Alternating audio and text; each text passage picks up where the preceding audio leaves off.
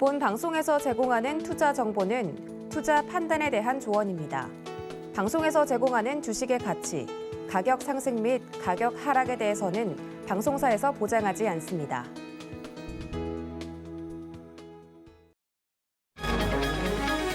이 시각 헤드라인 뉴스입니다. 20년 만에 아프가니스탄 재집권에 성공한 이슬람 무장 조직 탈레반이 최고 지도자 하이바툴라 아쿤두자다를 수장으로 한 새 정부 체제를 곧 공개합니다. 탈레반 지도부는 새 정부 형태와 내각 구성 관련 논의를 마쳤으며 새 정부의 수장은 최고 지도자 아쿤두자다가 맡게 될 것이 유력시되고 있습니다. 올해 2분기 실질 GDP 성장률이 0.8%로 잠정 집계됐습니다. 지난 7월 발표된 속보치보다 0.1%포인트 상향 조정된 것으로 한국은행의 연간 성장률 목표치인 4.0% 달성에 한층 가까워졌습니다. 국내 증시가 길을 펴지 못하면서 국내 증시에 상장된 해외 ETF가 각광을 받고 있습니다. 한국거래소에 따르면 8월 말 ETF 순자산가치 총액은 64조 1,870억 원으로 지난달 말 대비 약 4조 3,729억 원이 늘은 것으로 나타났습니다. 현대차의 고급차 브랜드 제네시스가 2035년 탄소 중립 달성을 목표로 2030년부터 수소 전기차와 배터리 전기차만 판매한다고 밝혔습니다. 이를 위해 2025년부터 모든 신차를 수소, 배터리 전기차로 출시하고 2030년까지 8개 모델의 수소, 배터리 전기차 라인업을 완성해 고급 전동화 시장을 선점한다는 계획입니다. 네, 시청자 여러분 안녕하십니까? 오늘장 내일장 출발합니다. 안수정입니다. 오늘 우리 시장은 어제와는 상반된 흐름을 보여주고 있습니다. 어제 그리고 그제 우리 시장이 오후장으로 갈수록 힘을 내줬었는데 오늘은 그 반대로 오후장으로 갈수록 하락하는 흐름을 보여주고 있고 외국인들의 매수도 다시 매도로 전환이 됐습니다. 미국에서는 고용지표 발표 이후에 주가가 부담을 받으면서 다우지수는 조정을 받았었는데요. 반면에 나스닥과 S&P 500 지수는 금리 인상에 대한 우려 해소로 낙관론이 부각되면서 상승을 하면서 마쳤습니다. 오늘 우리 시장도 코스닥이 좀 더 힘을 내주고 있는데요. 시간이 갈수록 종가까지 갈수록 또 더욱더 힘을 내줄 수 있을지 같이 지켜보시면서 시장 전략 세워보시기 바라겠습니다. 전화번호는 02-3153-2611 또는 2612번이고요. 문자는 100원의 정보 이용료 부과됩니다. 샵 0082번으로 종목명 매수가 비좀 보내주시면 이어서 종목 상담도 도와드리도록 하겠습니다. 또 서울경제TV에서 저희 무료 온라인 강연회 준비가 되어 있습니다. 9월 4일 토요일 오후 1시에 진행이 되고요. 서울경제TV 더하기라는 유튜브 채널에서 진행이 되니까요. 시간 맞춰서, 날짜 맞춰서 이쪽에 들어오셔도 되고 또 다른 문의사항 있으신 분들은 샵 0082번으로 문자 보내주시기 바라겠습니다. 금일본 방송에서 제공해드리는 정보는 투자 판단에 대한 조언입니다. 해당 종목의 가치와 수익률 보장해드리지 않는다는 점 참고하시길 바라겠습니다. 자, 그러면 오늘 시장 상황 속에서 또 상승하는 업종과 하락하는 업종 알아봐야겠죠. 이 시각 시황 브리핑 김혜연 캐스터가 전해드립니다. 안녕하십니까. 캐스터 김혜연입니다. 오늘 국내 증시는요, 3거래일 연속 상승세를 이어나가면서 일부 차익 실현 매물들이 나오고 또 미국의 고용지표 대기 심리로 인해서 다소 제한적인 모습이 전망이 되고 있습니다. 그럼 이 시각 지수 상황부터 확인해 보도록 하겠습니다. 우선 코스피 지수부터 보겠습니다. 코스피 현재 0.93%의 하락세가 보여지고 있습니다. 3,200선 지지하지 못하고 하방 압력을 더해가고 있고요. 현재 3,177포인트 선에서 움직이고 있습니다. 이어서 코스닥 지수 확인해 보시죠. 코스닥은 오늘 장 초반 상승 출발을 했는데 등락을 반복을 하고 있습니다. 현재는 0.04%의 낙폭이 보여지고요. 1,045포인트 선에서 거래되고 있습니다. 이어서 수급 상황 확인해 보시죠. 네, 어제는 외국인이 오후 들어서 매수세 보여줬는데요. 오늘은 시간은 지날수록 매도폭을 키워나가고 있습니다. 외국인 4,342억 원 매도세 보여지고요. 기관 현재 4,758억 원 매도세 보여지고 있습니다. 개인이 홀로 매수하고 있는데요. 개인 현재 9,042억 원 매수세 보여지고 있습니다. 이어서 코스닥의 수급 상황도 확인해 보시죠. 마찬가지로 기관과 외국인의 동반 매도세가 들어오고 있습니다. 기관 505억 원 매도하고 있고요. 외국인 1,362억 원 매도세 보여집니다. 개인 현재 1,992억 원 매수해주고 있습니다. 이어서 오늘 상승하는 업종 테마와 하락하는 업종 테마도 확인해 보도록 하겠습니다. 오늘 상승하는 업종 테마로는 철강주, 수소산업 관련주, 여행 관련주 있습니다. 하락하는 업종 테마로는 2차 전지 관련주, 은행주가 있습니다. 네, 최근 한 달간 글로벌 철강주들이 일제히 강세 흐름 보여줬습니다. 다만 국내 철강주는 되려 하락세가 심화가 됐었는데요. 이번 주 들어서 철강주들이 힘을 내주고 있습니다. 중국 정부가 철강제 수출을 제한하고 나서면서 주변 아시아 지역의 철강 업황은 양호한 흐름이 보여졌었는데요.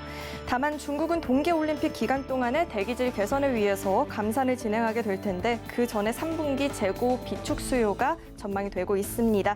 그로 인해서 중국의 철강 업황은 반등 상승이 전망이 되고는 있습니다. 포스코는 오늘 시가총액 상위 종목에서 유일하게 또 빨간불을 켜내고 있는 종목입니다. 조선 업체와 하반기 후판 가격 인상을 합의를 했다라고 합니다. 포스코 현재 1.93% 강세 보이고요. 34만 4천 원에 거래되고 있습니다. 세아베스틸도 현재 3%대 강세 흐름 보여지고 있습니다. 자동차를 제외한 9월의 특수 강봉강의 가격을 인상을 했다라고 합니다. 실적 개선세가 전망이 되고 있고요. 고려제강도 현재 1.83% 오른 27,850원에 거래되고 있습니다. 이어서 상승하는 업종 테마로는 수소산업 관련주들이 있습니다. 수소산업 관련해서 굵직한 이벤트들이 다음 주에 또 집중이 되어 있는데요. 세계 수소차 1위 업체인 현대차가 진행하는 행사와 현대차, SK, 포스코 등이 참여하는 수소기업 협의체 공식 출범도 예정이 되어 있습니다. 여기에 더해서 또 정부의 전기 수소차 배터리 정책 발표에 더욱더 힘을 더 받아가는 모습입니다. 코오롱 플라스틱 현재 24%대의 급등세가 보여지고요. 9,440원에 거래되고 있습니다. 코오롱 플라스틱 수소차 소재 확대 수혜가 기대가 되고 있는 종목이고요. 일진 하이솔루스 윗꼬리 달고 내려오긴 했는데 여전히 3%대 오름세 기록을 해주고 있습니다. 어제죠. 상장 첫날 또 상한가 기록을 하고 있는데요. 기세를 또 이어나가주고 있는 모습입니다. 이어서 유니크도 현재 0.75% 오른 8,110원에 거래되고 있습니다. 네, 다음 상승하는 업종 테마로는 여행 관련주들이 있습니다. 내일이면 추석 연휴 기간 동안의 방역 대책을 포함한 사회적 거리두기 내용이 발표가 될 예정인데요. 확진자 수를 감안하면 현행 체제를 유지하는 데 무게가 쏠리고는 있지만 현행 거리두기가 확산세 감소 효과가 뚜렷하게 나타나지 않고 있고 또 추석 기간이 포함되어 있어서 소상공인들의 경제적 피해를 감안해서 추석 연휴 기간 동안에는 가족 모임 기준을 완화하는 방안도 현재 논의가 되고 있다라는 이야기 나오면서 오늘 여행주들 큰 폭은 아니지만 그래도 동반 상승세가 보여지고 있습니다. 파라다이스 1.75% 강세 흐름 보여지고요. 17,400원에 거래되고 있습니다. GKL도 현재 3%대 강세고요. 16,200원에 거래되고 있습니다. 세종도 현재 4.93%, 5% 가까운 오름세 기록하고 있고요. 4,470원에 거래되고 있습니다. 이어서 오늘 하락하는 업종 테마도 살펴보도록 하겠습니다. 오늘 하락하는 업종 테마로는 2차 전지 관련주들이 있습니다. 한국 배터리 3사가 7월 글로벌 2차 전지 시장에서 견조한 성장을 보여줬습니다. 하지만 오늘 소폭의 조정이 나와주고 있습니다. 삼성 SDI는 차익 실현 매물들이 나오면서 오늘 하락세가 보여지고 있습니다. 4.57% 빠진 75만 2천 원에 거래되고 있고요. LG화학은 LG에너지솔루션의 리콜 이슈로 영향이 이어지고 있습니다. 현재 1.53% 밀려난 71만 원에 거래되고 있고요. 첨보도 현재 5% 가까이 빠진 23만 1,500원에 거래되고 있습니다. 다음 하락하는 업종 테마로는 은행주들이 있습니다. 은행주들 최근 금리 인상으로 인해서 강세 흐름 보여줬었죠. 또 연내 추가 인상 가능성까지도 얘기가 나오면서 상승 탄력을 더해 나갔었는데요. 오늘은 또 카카오뱅크를 중심으로 한 낙폭이 보여지고 있습니다. 카카오뱅크 현재 7.43% 빠진 82,200원에 거래되고 있고요. 신한지주 1.15% 밀려난 38,800원에 거래되고 있습니다. 하나금융지주도 1% 빠진 44,650원에 거래되고 있습니다. 이어서 오늘 살펴볼 특징주로는 AB프로 바이오 있습니다. 단일 클론 항체가 코로나19 감염자 환자 치료에 효과를 보인다라는 소식에 강세 흐름 보여지고 있습니다. 단일 클론 중화 항체로 코로나19 치료제 임상을 진행 중인 미국의 AB프로의 모회사인 AB프로 바이오가 오늘 크게 주목을 받고 있습니다. 현재 9.71% 오른 1,130원에 거래되고 있습니다. 네, 지금까지 특징적인 업종과 테마 살펴봤습니다. 네, 오늘 시장 상황 살펴봤습니다. 코스피는 5거래일 만에, 코스닥은 또 9거래일 만에 하락의 움직임 나타나고 있고요. 오늘 철강주들, 수소 관련주들 상승하고 있고 또 보험과 증권주들도 상승하는 업종으로 꼽을 수가 있을 것 같습니다. 객장 상황 연결해서 또 어떤 일들이 벌어지고 있는지 들어봐야겠죠. 유한타증권 메가센터 분당점 백인범 과장 전화 연결돼 있습니다. 안녕하십니까? 네, 안녕하십니까? 네, 오늘 먼저 객장 상황부터 들어볼까요? 네, 오늘 외국인과 기관 오후 들어서까지도 매도세를 계속 확대하는 모습인 점에서 좀 시장 하락을 좀 유발하고 있는 상황이다라고 보시면 좋을 것 같고요.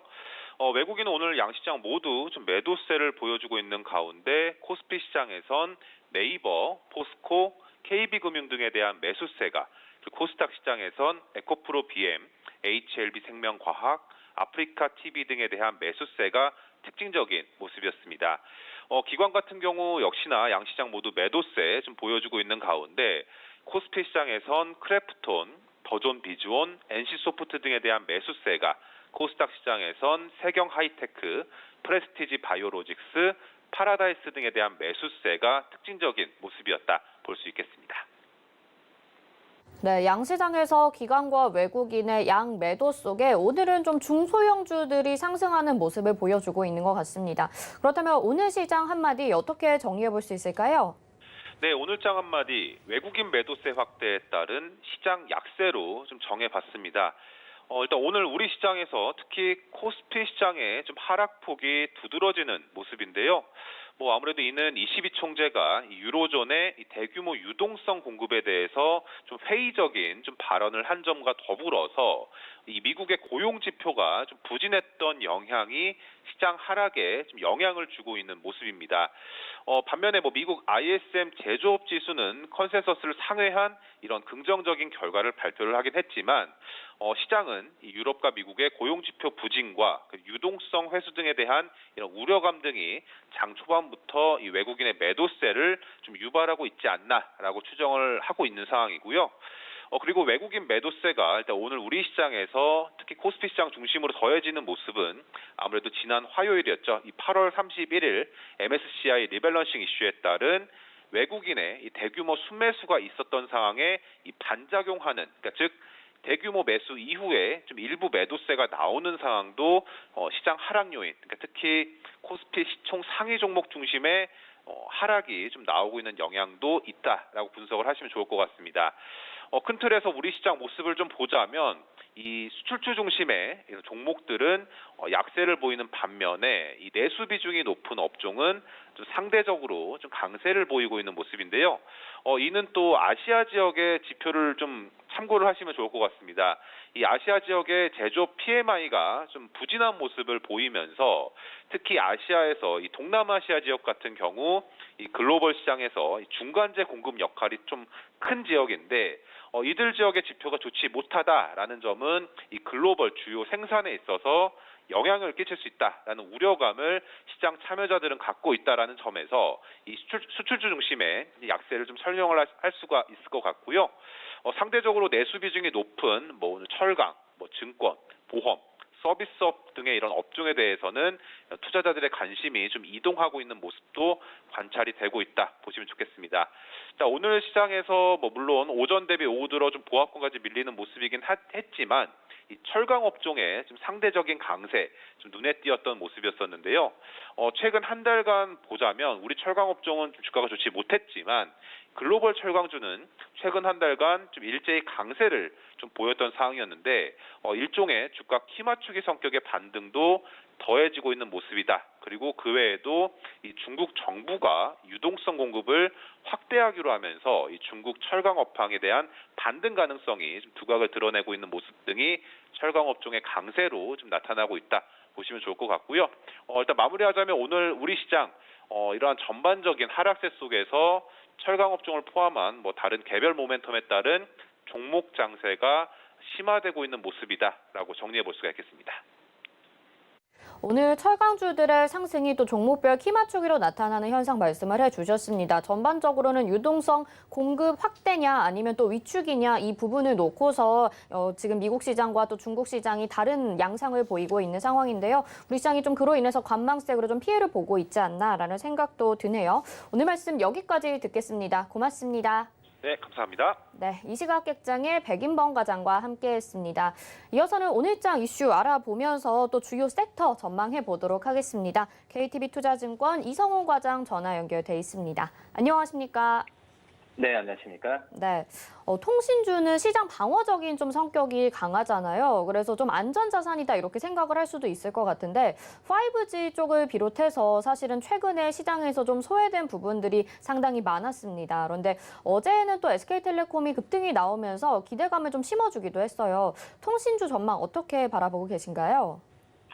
네, 말씀하셨듯이 통신주들은 매크로 지표가 다른 업종 대비해서 많지도 않고 어떤 그 모멘텀이 어떤 그 제조업체라고 보기에도 힘들기 때문에 주가에 대한 변동성이 굉장히 좀 작게 나오는 업종이라고 좀 볼 수 있겠는데요. 하지만 이 통신업종 같은 경우는 말씀하셨듯이 이 방어주 성격이 좀 강하죠. 우선 배당에 대한 모멘텀도 있겠고, 그리고 이 실적에 대한 어떤 등락폭이 작기 때문에 이번에 2분기 때도 후실적 기록했던 걸 본다고 한다면 주가에 대한 하방 경직성도 굉장히 강하다고 볼 수 있습니다. 그렇기 때문에 통신업종에 대한 이 접근을 했을 때는 어떤 좀 시장에서의 약간 불안감, 최근에 테이퍼링, 금리 인상, 여러 가지 이런 악재, 코로나까지 있는 상태에서 좀 경기 방어주 입장에서 들어가도 괜찮다라고 좀 판단되고 있고요. 지난달 같은 경우에도 이 어떤 실적에, 2분기 호실적에 비해서 주가의 수준은 굉장히 좀 부진했습니다. 하지만 이번 달 마지막 주부터는 주가에 대한 상승 여력이 나오기 시작했다라고 좀 볼 수 있겠는데요. 우선 그 2분기 실적 본다고 하더라도 SK텔레콤 2분기 영업이익 증가율이 전년 대비 10.3%를 올랐는데 KT와 LG유플러스도 각각 38.5%, 11.5% 증가를 기록했습니다. 우선 지금 통신주는 이 실적과 주가에도 이 ARPU죠. 수치에 대한 부분에 있어서 향후에 좀 계속 이 부분을 체크하면서 접근 전략을 짜야 된다는 부분이고요. 이 ARPU 같은 경우에는 이 무선 서비스 매출을 우선 가입자로 나눈 수치인데 한마디로 잘 알고 있는 1인당 어떤 매출에 대한 부분입니다. 우선 지금 작년 같은 경우 굉장히 안 좋았죠. 5G 보급이 예상보다는 좀 안 좋았는데 올해 상반기 때는 이 5G에 대한 보급 부분이 시장의 예상치를 좀 넘어서는 수준으로 가고 있어서 이 ARPU가 올해는 작년 대비 굉장히 좋아지는 모습으로 가고 있지 않나로 판단되고 있고요. 이 5G에 대한 보급이 늦어진 이유 중에 하나가 그전에 좀 가격에 대한 부분이었는데, 이제는 참 분위기가 바뀌었습니다. LTE보다 어떤 가입자 증가 속도는 느리지만, 이 선택 약정 할인 제도를 통해서 본다고 하더라도, 향후 3년간에 15에서 17% 상승으로 이런 가격에 대한, 혜택을 좀 받지 않을까라고 좀 판단되고 있습니다. 또 여기에 배당주에 대한 매력으로 이 주당 배당금에 대한 부분도 전망치가 늘어난다라고 볼 수 있겠는데요. 올해 그 SK텔레콤의 DPS, 예상수 DPS 같은 경우에는 1,432원, LG유플러스가 511원, KT가 1,613원으로 지금 집계가 되고 있는 상황이다라고 볼 수 있겠고요. 그렇기 때문에 통신 이 3사에 대한 관심을 한번 지금 정도는 가져야 되는 게 이제 여름 지나고 이제 3, 4분기가 본격적으로 됐을 때 가져야 되지 않을까라고 생각이 되고 있고, 그 안에서 관심 주는 이제 SK텔레콤을 말씀을 드리도록 하겠는데요. SK텔레콤 최근에 좋지 않았죠. MSCI에 대한 이 한국지수 재조정이 끝나면서 SK텔레콤의 비중을 4분의 1로 축소하겠다고 밝히면서 이 주가에 대한 매물이 나왔는데, 하지만 어제와 엊그제 주가 상승 본다고 한다면 어느 정도 이 매물에 대한 하락세는 마무리되지 않았나로 판단이 됩니다. 이분기 실적 같은 경우에도 이동통신, 미디어, 보안, 커머스 같은 분의 전 사업 부분에서 고른 매출 성장을 기록을 하고 있는데요. 이 SK텔레콤 같은 경우에도 이 기본적인 이 이동통신 쪽이죠. 이 5G 가입자 비중이 전체 핸셋 가입자 중 32%까지 이른 상태이고요. SK 브로드밴드 같은 경우도 IPTV 가입자 증가로 8.7% 매출이 증가했습니다. 여러 면을 본다고 한다면 이 SK텔레콤에 대한 그 실적과 이 주가에 대한 차이 부분 같은 게 나와있기 때문에 이 매수 관점을 접근해도 괜찮지 않을까 판단되고요. 이 증권사도 목표 주가를 35만 원 이상은 계속 유지를 하고 있기 때문에 이 SK텔레콤 가격에 대해서 지금 현재 가격도 매수 관점 접근해도 충분히 괜찮지 않을까라고 좀 판단되고 있습니다. 네, 그동안 시장에서 좀 많이 소외를 받았던 통신주, 하지만 하방 경직성도 그만큼 있는 만큼 좀 안전하게 배당 가져가면서 받아볼 수 있는 종목이었습니다. 그중에서도 관심주로 SK텔레콤 지금도 신규 접근 괜찮다라고 말씀을 해주셨으니까요. 통신주에 관심 있으시다면 잘 고려해 보시면 좋겠습니다. 오늘 말씀 여기까지 듣겠습니다. 고맙습니다. 네, 감사합니다. 네, 오늘장 이슈에 이성훈 과장과 함께 했습니다. 이어서 이슈 칼럼으로 이어집니다.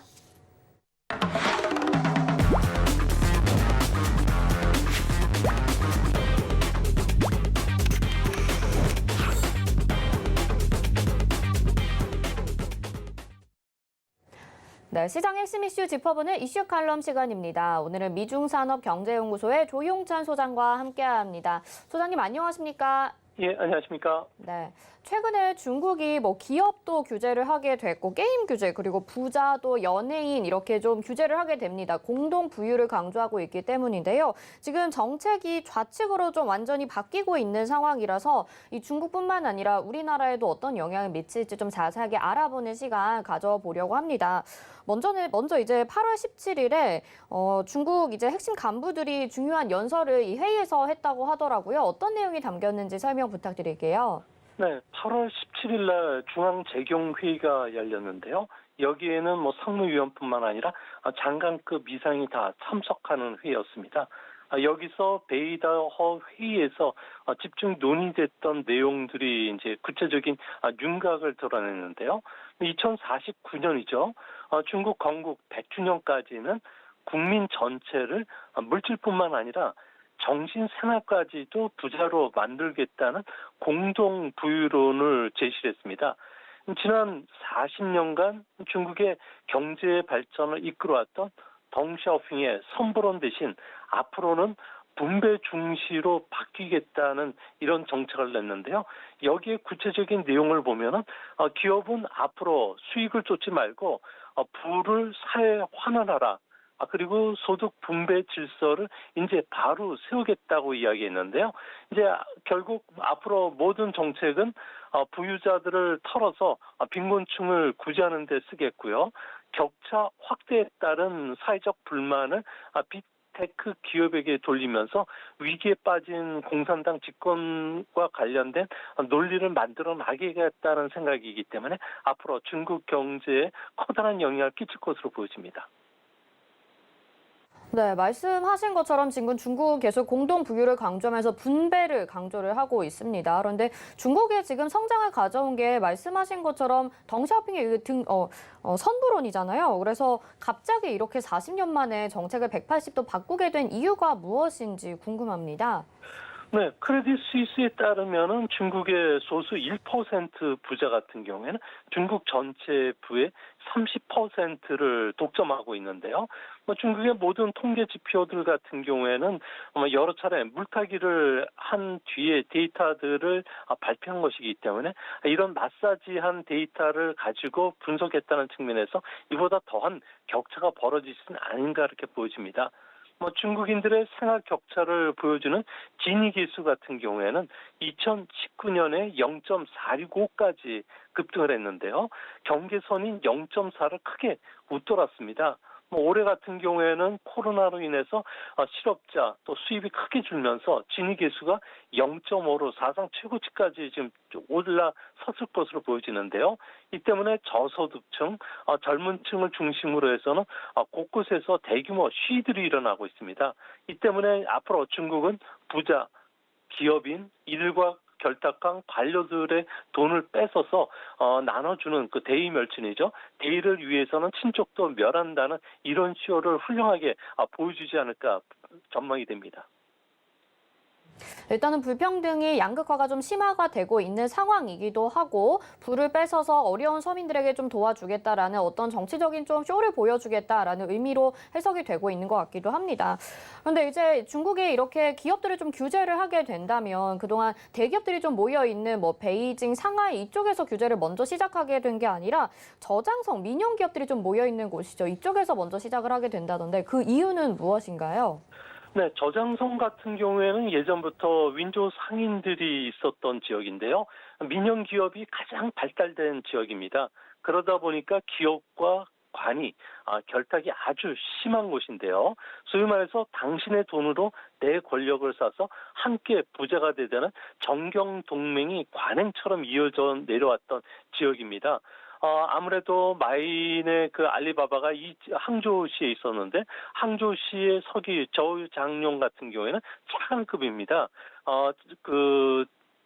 지금 현재 그 시진핑의 같은 라인인데도 불구하고 낙마를 시켰고요. 또 항저우에 있는 2만 5천 명에 달하는 현지 관리들 같은 경우에는 고위직뿐만 아니라 하위직 공무원들까지 지금 탈탈 털고 있는 상황입니다.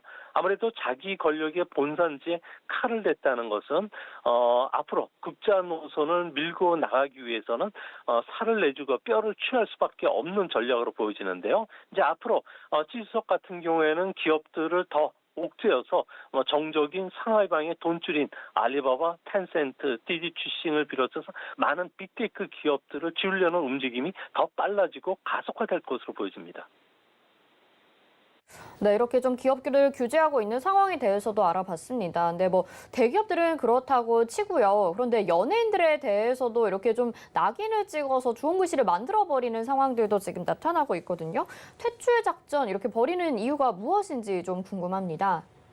네, 시주석 같은 경우에는 사회주의 핵심 가치를 지키는 정신문화 체계를 바로 세우겠다고 밝혔는데요. 이 때문에 인지도가 높은 연예인을 골라서 시범 케이스로 타격을 주면요. 자유주의나 자본주의를 선호하는 인민들뿐만 아니라 이와 결탁되어 있는 관료들 그리고 기업가들의 시위 효과가 아주 크기 때문에 그렇습니다. 전 엑소 멤버죠. 우이팡 같은 경우에는 성폭행 혐의로 구속이 됐고요. 이것을 시발점으로 해서 적벽대전에 출연했던 여자 주인공 조미, 그러니까 중국말로는 자오웨이 같은 경우에도 타도 대상이 됐습니다. 이 때문에 자오웨이가 출연했던 드라마나 동영상 플랫폼들 같은 거 다 지워졌고요. 또 알리바바의 마인 쥐기에 나서면서 마인과 연계되어 있는 그 연예인들을 지금 집중적으로 지금 조사에 들어가기 시작을 했고요. 이 때문에 앞으로 연예인, 감독, 작가, 문화가들 같은 경우에는 청산 대상이 되면서 정부가 그거는 도덕적 레드라인만 넘어도 이제 그 음악에서 사라지는 이런 살벌한 시대가 좀 도래한 것은 아닌가 보여집니다. 지금 뭐 중국에서 활동하고 있는 기업인이나 연예인이라면 본인이 타겟이 될까 봐 상당히 좀 두려움에 떨고 있을 것 같기도 합니다. 적벽대전 영화 우리나라에서도 굉장히 인기가 많았었는데 거기에 나오는 이제 자오웨이, 조미라는 한국 이름을 가지고 있죠. 지금 자오웨이도 이 타격의 대상이 되고 있습니다. 갑자기 자오웨이가 이렇게 타깃이 된 이유가 무엇인가요? 네, 자오웨이 같은 경우에는 마인의 알리바바 자회사죠. 엔트그룹이 IPO를 추진할 때 어머님 이름으로다가 5억 위엔 엄청난 돈을 투자한 것뿐만 아니라 남편인 황여우롱 같은 경우에는 마인과도 아주 각별한 친분을 쌓고 있었습니다. 상하이방의 지갑이다가 불리다가 숙청당한 민텐그룹의 샤오젠화도 관련이 아주 깊은 인물인데요. 민텐그룹 같은 경우에는 후원자가 상하이방 거물인 쩡쩡인 것을 모르는 중국인들은 없습니다. 이 때문에 이제 자오웨이 부부 같은 경우는 중국 당국에 의해서 아예 강제적으로 지워질 것으로 보여지고요. 이 때문에 자오웨이와 절친인 왕피라고 해서 중국 그 톱 가수이자 연예계 사교 클럽을 경영하는 부자인데요. 이 친구 그리고 리빙빙 같은 경우에도 아예 선긋기에 나섰고요. 동창인 황쇼민 같은 경우에도 아무래도 그 자신 있게 불똥이 튀지 않을까. 조미아하고 함께 찍은 사진 같은 경우에는 소셜 미디어에서 아예 삭제를 시키고 자신이 종족을 감췄다고 합니다. 자칫 친구를 구하려다가 자신도 타도 대상이 될 수가 있기 때문에 알아서 중국 연예인들 같은 경우에는 몸조심하고 있는 그런 분위기라고 합니다. 네, 이렇게 되면 뭐 중국뿐만 아니라 홍콩이나 대만에서 활동하고 있는 연예인들도 좀 타격이 될 것 같습니다. 우리나라도 이에 영향을 받을 것 같은데 또 중국에서 활동하는 스타들이 있잖아요. 지금 우리나라 상황은 또 어떨지도 말씀해 주세요. 네, 중국의 연예계 숙청이 일어나면서 아무래도 그 궁극적으로는 시진핑의 그 반대파들에 대한 자본사슬 끊기에 지금 나서고 있는데요. 플랫폼뿐만 아니라 팬클럽 문화예술 카르텔 같은 경우가 일순간에 지금 무너지고 있습니다. 이 때문에 아무래도 장점이라든지 정춘홍 그리고 류인상 같은 경우가 문화계 대부로 통했고 이들의 손자들이 대부분 이거와 관련된 기업들을 경영하고 있는데요. 이 때문에 국가 광전 총국 같은 경우에는 이영걸 같은 경우에도 제안하는 타겟 운동을 지금 펼치고 있는데 이영걸 같은 경우에는 마인 패밀리라고 부르면서 지분도 서로 참여를 하고 있는 상황입니다. 이뿐만 아니라 미국 국적자인 중화권 스타인 리페이라든지 화네이버 그리고 왕리 그리고 캐나다 국적의 세팅펑 같은 경우에도 걸면 다 걸리게 되어 있는 상황이고요.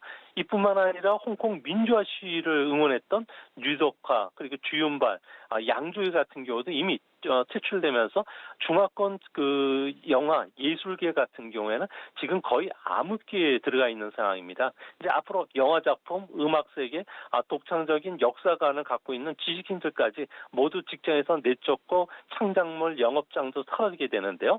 이렇게 되면은 우리나라와 관련된 동북공정이나 문화공정이 역사 왜곡을 넘어서 자유나 민주주의, 인권의식이 강한 우리 K-팝이라든지 K-컨텐츠, 그리고 중국 내 유통이나 공연을 완전히 막을 가능성이 높지 않나 보여집니다. 이제 중국이 이제 암흑 시대에 들어가면서 반대로 우리나라 문화나 영화, K-팝을 비롯한 이런 문화 예술은 아시아를 대표하는 콘텐츠로 올라설 수 있는 기회가 되기 때문에 중화권에서 활동하는 이런 비즈니스는 위축이 될지 몰라도 아시아 전체로는 시장의 파이가 더 커지지 않을까 보여집니다. 네, 뭐 양면의 얼굴을 가지고 있는 지금 정책인 것 같습니다. 그런데 이 공동 부유론이 어찌 보면 다시 공산주의, 과거로 좀 회귀하는 듯한 느낌인데 사실 중국은 이 공산주의가 아니라 공산주의를 벗어나기 위해서 중국식 사회주의를 하게 되면서 경제 성장이 좀 빠르게 일어난 것 아니겠습니까? 이게 과거로 다시 회귀하는 듯한 이 공산주의로 실현이 되는 게 과연 가능한 일인지도 좀 궁금한데요. 어떻게 보시나요? 네, 시진핑 같은 경우에 공동 부유는 신조어가 아니고요. 전임자인 마오쩌둥의 정책을 흉내는 것입니다. 마오쩌둥 같은 경우에는 1953년부터 농업의 생산을 좀 끌어올리기 위해서 집단 농장화를 추진했고요. 또한 영국의 철강 생산을 추월하겠다는 목표까지 내걸었는데요. 이와 관련된 게 1958년 대약진 운동으로 뚜렷하게 나타납니다. 이때 중국 경제 같은 경우에는 파탄이 나면서 4천만 명이 3년 만에 대기근 속에서 굶어 죽기도 했고요. 이제 앞으로 시진핑 같은 경우엔 공동 부유가 중국 경제를 더 어려움에 빠뜨릴 가능성이 큰데요. 이같이 보는 근거는 사회주의 시장 경제 대신 마오쩌둥식 사회주의만 남은 경제 체제로서는 고소득층, 빅테크 기업뿐만 아니라 모든 경제 활동 주체자들 같은 경우에는 단속이 일제히 벌어지게 되고요. 자산 몰수라든지 기부금 감면, 벌금이 남발하는 상황 속에서 정상적인 경제 활동을 할 수가 없다는 겁니다. 피해자들이 수탈이라고 느끼게 되면 중국 경제는 활력이 떨어지게 되고요. 그렇게 되면 R&D 투자를 늘리는 기업도 없어질 것입니다. 그렇게 되면 생산성도 감소하게 되고요. 실업자가 더 늘어나고 소득이 또 줄어들고 이런 악순환에 빠지면서 마오쩌둥 시대로의 회귀가 중국 경제를 상당히 나락으로 떨어뜨릴 가능성이 크다는 점에서 아시아의 가장 중요한 제조업뿐만 아니라 독창성이 강한 한국이 상대적인 반사 이익을 보게 될 것으로 보여지고요. 이거와 관련된 주식시장에도 다시 외국인들이 한국 증시를 주시하는 결과를 초래해 주지 않을까 이렇게 보여집니다. 네, 지금 이렇게 좀 이 과거로 회귀하는 듯한 현상을 보여주면서 다소 좀 안타깝다는 생각도 들긴 하는데요. 이 공동부의 1차 타겟이 된 빅테크 기업들이 있지 않습니까? 뭐 뉴스들 보니까 여기에 적극적으로 또 동의를 하고 순응을 하는 기업들이 있는가 하면 아닌 기업들도 있을 것 같습니다. 현재 빅테크 기업들의 상황 어떻습니까? 네, 권위주의 권력의 철권을 맞지 않으려면은 아무래도 눈치가 빨라야 되고요.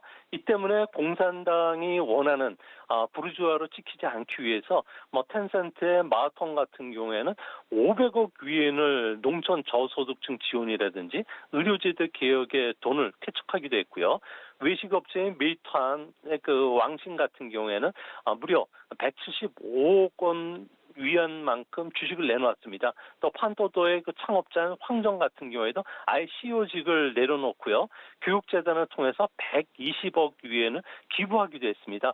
메이디 전기의 그 허샹젠, 헝따그룹의 쉬자인, 그 샤오미의 CEO 레이젠 같은 경우에도 엄청난 그 주식을 지금 내놨고요. 바이트댄스의 자이닝 같은 경우에도 32억 위엔 이상을 기부한다고 약속을 했기 때문에 앞으로 많은 기업인들 같은 경우에는 주식을 내놓을 뿐만 아니라 CEO직에서도 내려올 가능성이 크다는 점에서 중국 IT 기업들 같은 경우에는 대주주가 대부분 그 정부가 관리한 관료들에 의해서 통치되는 이런 그 암흑기에 들어갈 가능성이 높지 않나 보여집니다.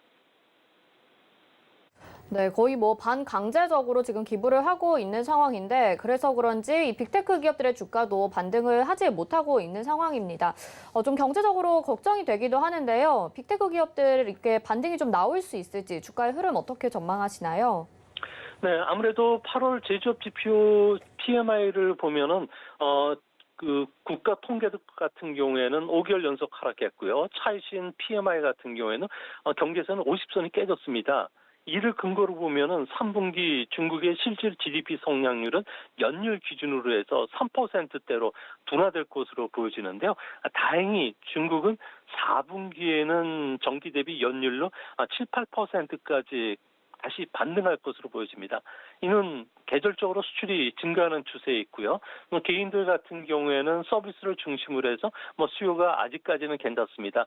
또 반도체 부족 현상도 조금씩 해소가 되면서 자동차 생산도 회복이 될 것으로 보여지는데요.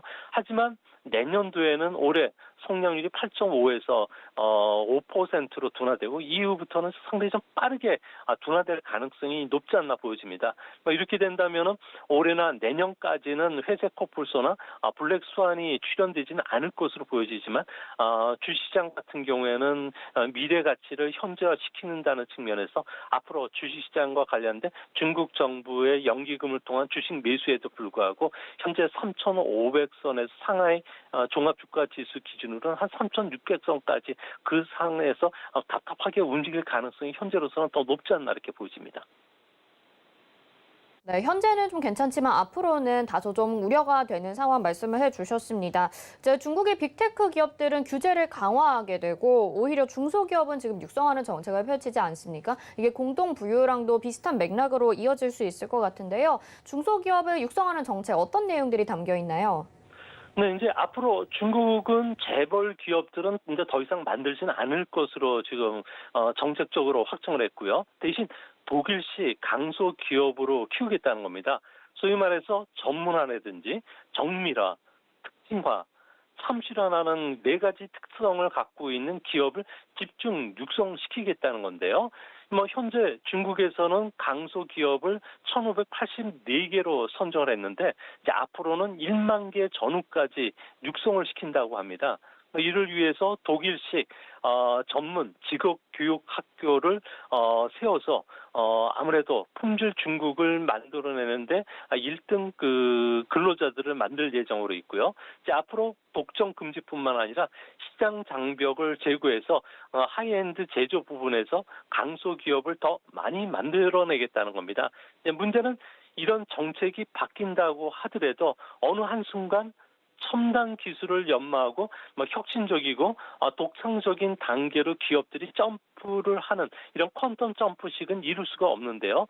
이 때문에 앞으로 연속적인 생산성 향상도 계속 중국 정부로 추진하긴 하겠지만 생각보다는 아무래도 불을 뺏긴다는 측면에서는 기업들의 활력이 눈에 띄게 둔화될 가능성이 높지 않나 보여집니다. 네, 오늘 말씀 여기까지 듣겠습니다. 고맙습니다. 예, 감사합니다. 네, 지금까지 미중산업경제연구소의 조용찬 소장과 중국 상황에 대해서 알아봤습니다. 이어서 미스터 복구왕으로 이어집니다.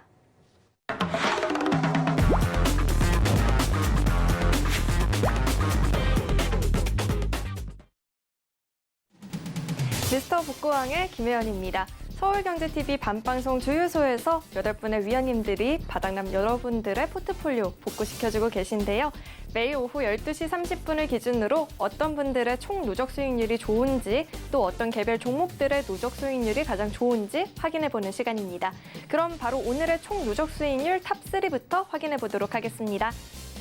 3위 공개하겠습니다. 3위 이주연 위원님께서 차지하셨습니다. 총 누적 수익률 70.24% 달성하고 계시고요. 전일보다 세 종목이 현재 더 상승해주고 있습니다. 이어서 2위 확인해 보시죠. 2위 정재훈 위원님께서 차지해 주셨습니다. 어제보다 총 누적 수익률 높여가고 있습니다. 106.33% 달성하고 계시고요. 전일보다 세 종목이 더 플러스 해주고 있습니다. 이어서 1위 확인해 보시죠.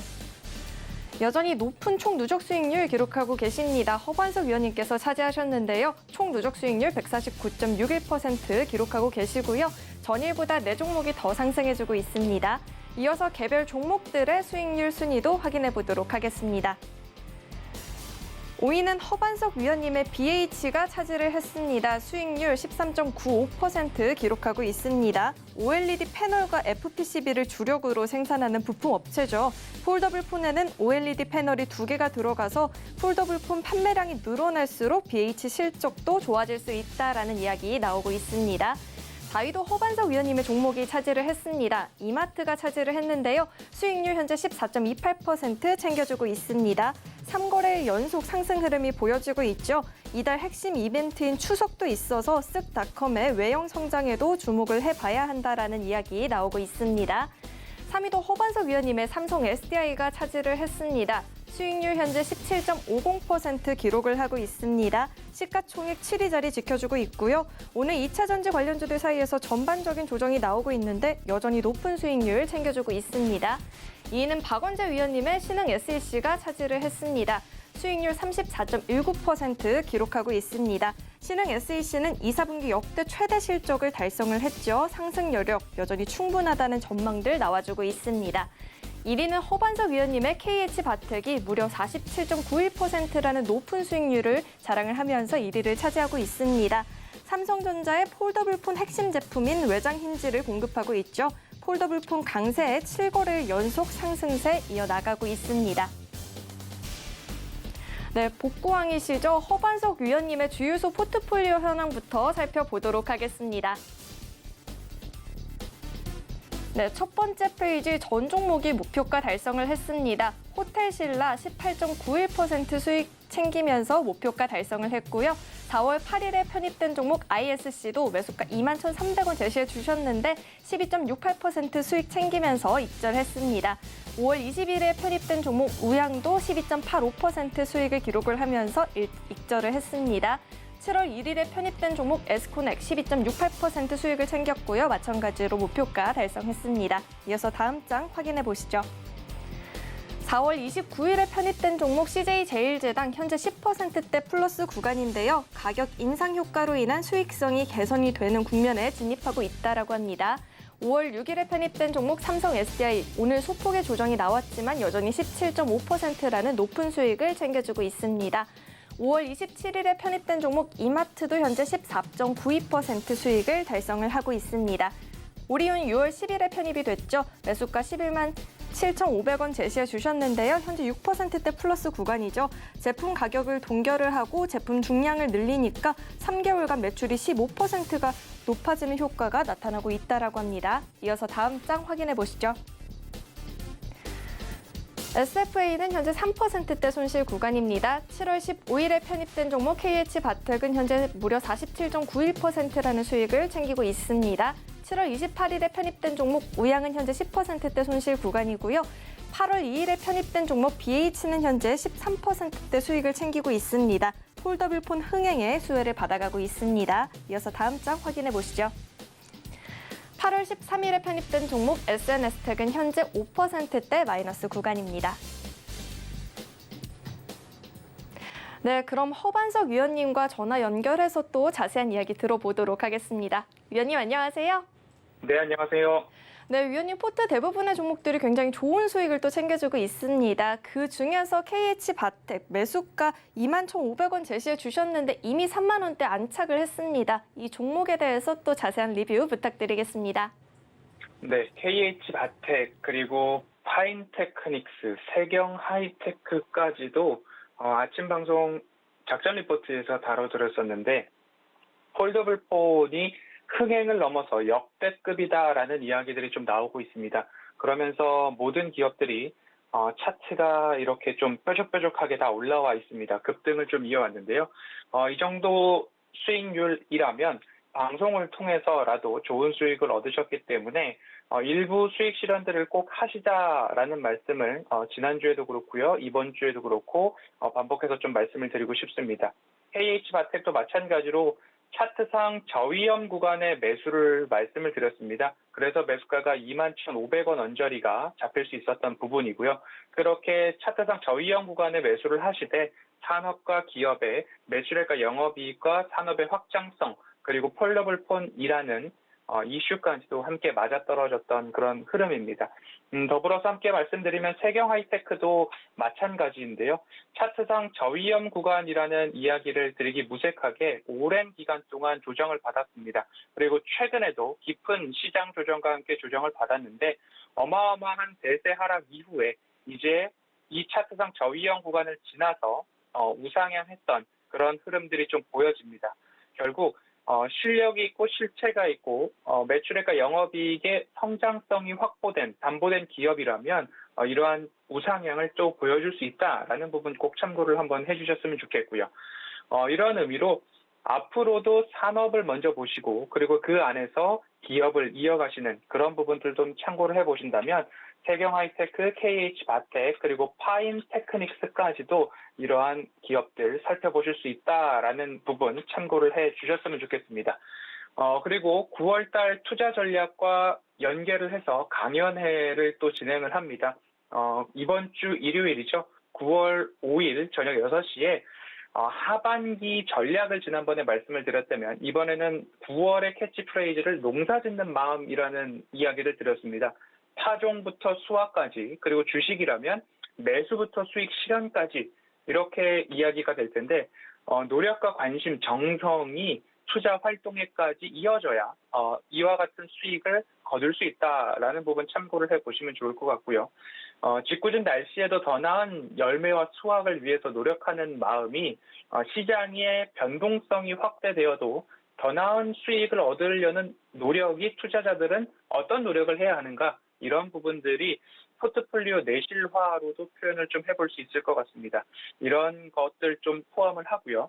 ADP 민간 고용 지표가 시장의 기대치를 크게 하회했는데 우리 시간으로 금요일 밤 9시 반을 좀 넘어서면 노동부의 고용 지표가 발표가 될 겁니다.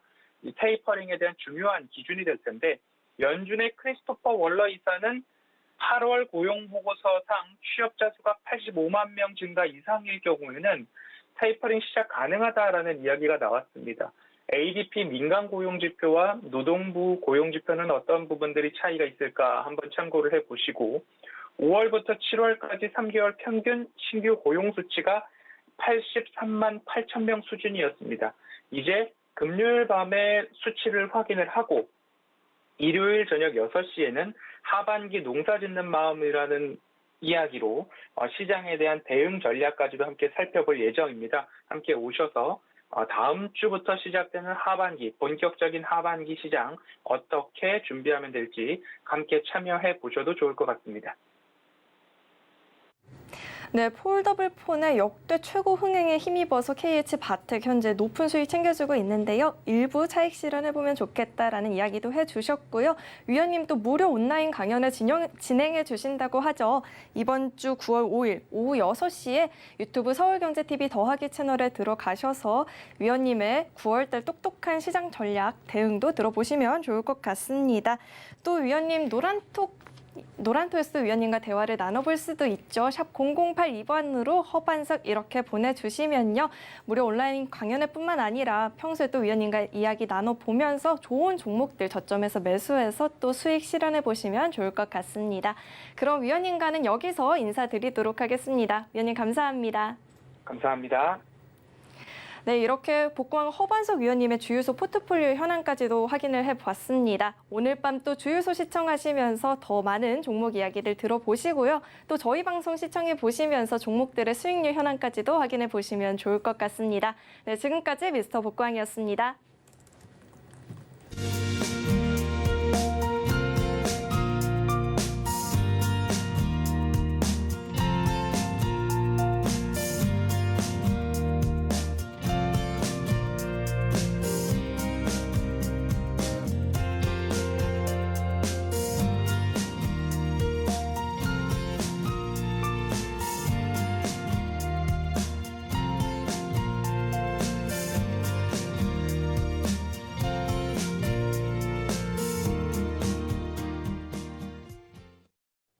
네, 미스터 복광까지 살펴봤습니다. 자, 지금 오후장 오늘 좀 부진한 상황 속에서도 또 정책과 관련된 종목들은 급등을 나타내고 있습니다. 한신기계도 최근에 이 원전 관련주들 정부 예산이 좀 마련이 됐다라는 소식에 관련주들 좀 부상을 했는데요. 한신기계가 지금 급등하고 있는 모습, 오전장에 이어서 또 한 번 급등하고 있고요. BK탑스도 메타버스 관련주로 부각이 되면서 현재 급등 이후에 분봉상으로 약간의 음봉을 그려나가고 있습니다.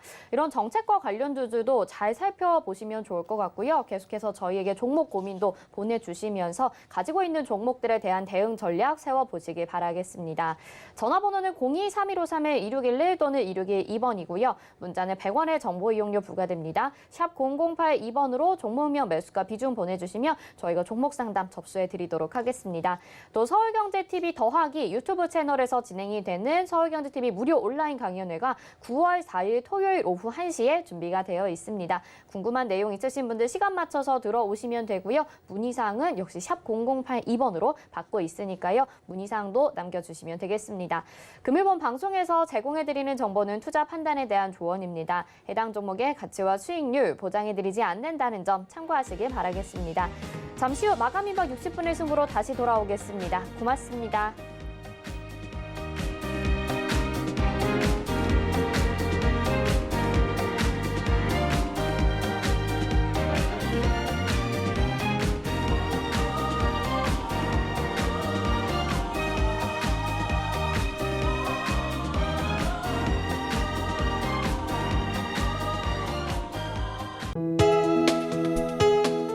본 방송에서 제공하는 투자 정보는 투자 판단에 대한 조언입니다.